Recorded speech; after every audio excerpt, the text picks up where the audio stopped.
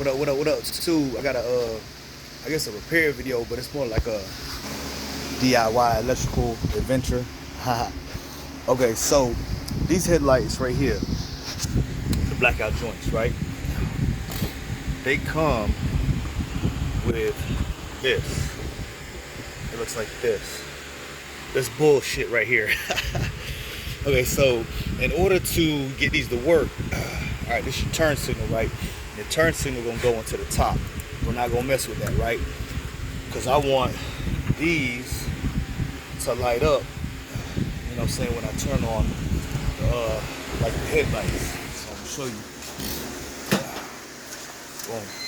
I got the brake pushed down too, you know what I'm saying? But I turn the headlights on, bam, so they working. Right? Alright, let's turn the headlights on. Alright, so how did I get these to work? So, first thing I did, I need to find, you want to find, so this is your brake light, right? Alright, so we want the positive wire. So, I'm going to tell you right now, it's the red and black wire. And your ground is, the black, positive is red. It's red with a black stripe. If you can see that black stripe right there. Yeah. So positive is red, black is ground. But how did I find that? So turn on the headlights. I use this as my ground. Boom, this is my test light. So whenever I turn on, you know what I'm saying, my brake lights. Now my brake light should be hot right now, right?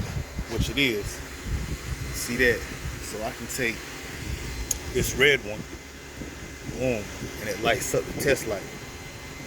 This right here is going to my red wire. You know what I'm saying? You can actually touch it to the back right here. See that? To the back right there, it lights up. That's how I know. You know what I'm saying? That's how I know that's my ground. You know? I mean, that's my power. So you gotta get your test light grounded out somewhere. This is always a good ground. And so then I took this right here and then I hooked up, you know, my jump box. So I took right here, this is like off of a multimeter right here.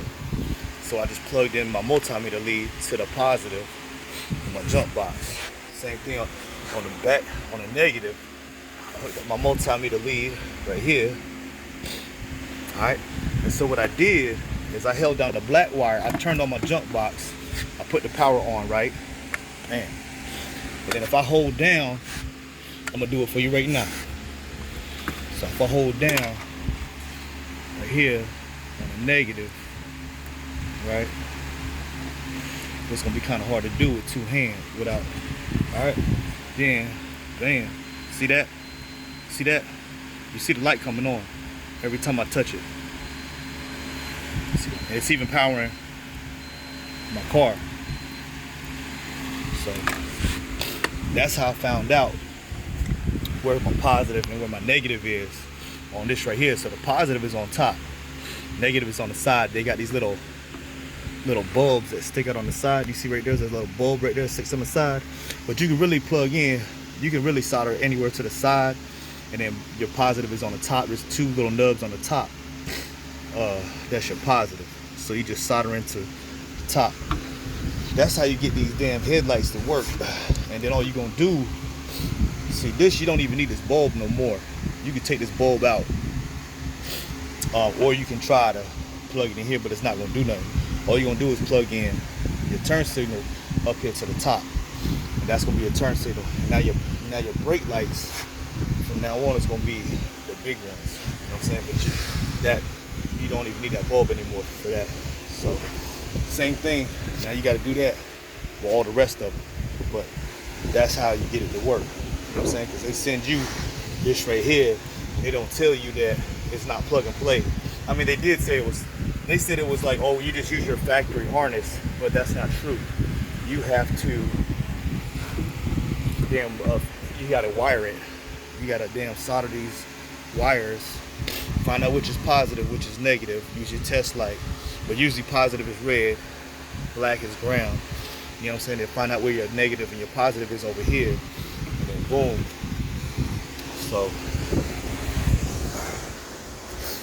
that's how you get it to work though.